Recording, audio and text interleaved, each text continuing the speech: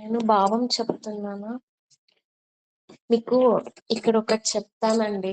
మీరు ఎప్పుడైనా ఇంతవరకు నేర్చుకున్న శ్లోకాలు కానీ, మీరు మీ ఇంట్లో పూజ గదిలో చదవాలనుకున్నా స్లోగా చదవండి.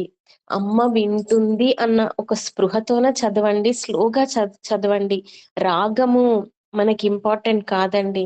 తప్పులు పోకుండా స్లోగా అమ్మ వింటుంది నేను చదివేది అన్న స్పృహతో చదివితే మనకి తప్పులు కూడా పోవు. అలా చదవండి. జస్ట్ చెప్తున్నానండి ఊరికే.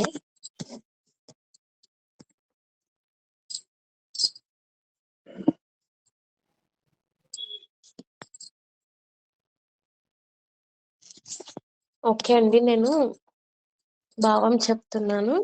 ఈ శ్లోకం అమ్మ యొక్క భక్త వాత్సల్యానికి పరాకాష్ట అన్నమాట. మనందరము అమ్మ బిడ్డలం కదండి. ఆ తల్లికి అమ్మ మనందరి గురించి ఆలోచిస్తూ బిడ్డలందరూ కూడా మోక్షాన్ని పొందాలి అని అమ్మ అనుకుంటుందంట. అయితే శివుడికి ఆ పని అప్పజెప్పిందంట అమ్మవారు. పరమశివునితో ఏదో ఒక పరిష్కారం చూడండి, నా బిడ్డలందరి కోసం అంటే నా బిడ్డలందరి కోసం ఏదో ఒక పరిష్కారం చూడండి అంటే పరమశివుడు ఏం చేశాడంట? చతుషష్ట్యా తంత్రై 64 కళలతో కూడి ఉన్న రకరకాల పుస్తకాలను రాసేసాడంట.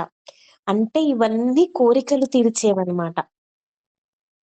ఇప్పుడు చూడండి, ఒకటి కళ గురించి చెప్పుకుంటే ఇక్కడ శివుడు నాట్య శాస్త్రంలో ప్రావీణ్యుడు కదండి. మహాతాండవం అదే నటరాజు. నాట్య శాస్త్రం మీద ఒక పుస్తకం అన్నమాట. తంత్రములు ఎలా చెయ్యాలి, ఎలా పేరు ప్రఖ్యాతలు చెందాలి, ఎలా బిరుదులు పొందాలి, ఇలా రకరకాలుగా అన్నమాట. అన్ని కళలలో బిరుదులు పొంది పేరు ప్రఖ్యాతలు తెచ్చుకుంటున్నారన్నమాట అందరూ. ఇలా అమ్మవారు గమనిస్తూ ఉంది మణిద్వీపంలో. ఏమిటి ఈ బిడ్డలు ఎవ్వరు కూడా రావడం లేదు, మోక్షానికి ప్రయత్నం చేయడం లేదు, ఏం జరుగుతుంది అని చెప్పి పరమశివుణ్ణి నిర్బంధించిందంట.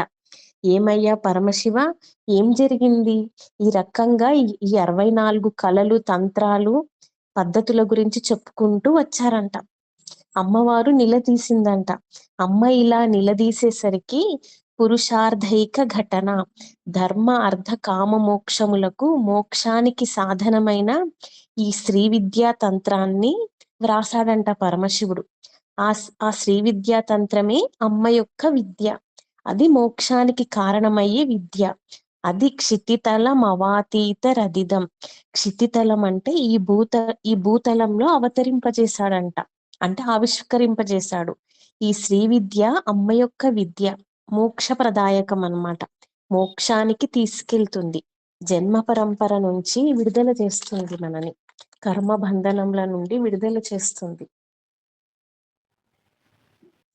ఇదేనండి ఈ శ్లోకం భావము.